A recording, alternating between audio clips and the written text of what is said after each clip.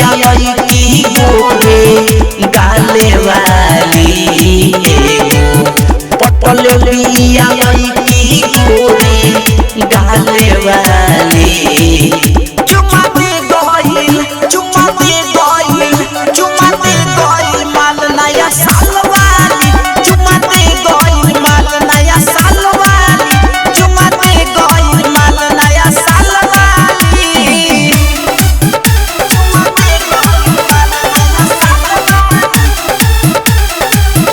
चुमा दे गइल माल नया साल वाली Diana recording studio Chhawra music director DJ टिका सिंह पहिले मिलन में हेलो हाय कट गई तो वही से भाई हमारा दिल में बस गई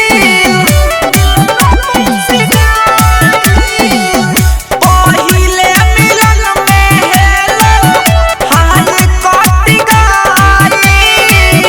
तो वही से भाई हमारा दिल में बस गइल बातरे छीतर हियरे समय जैसन बाले काली बातरे छीतर हियरे समय जैसन बाले काली चुमा दे गइल माल नया साल वाली चुमा दे गइल माल नया साल वाली चुमा दे गइल माल नया साल वाली चुमा दे गइल चुमा दे गइल माल नया साल वाली देते रहल चुमा करके ओढ़नी से आड़ हो देखली हल राजन संगे गुडू के तकार हो देते रहल चुमा करके ओढ़नी से आड़ हो देखली हल राजन संगे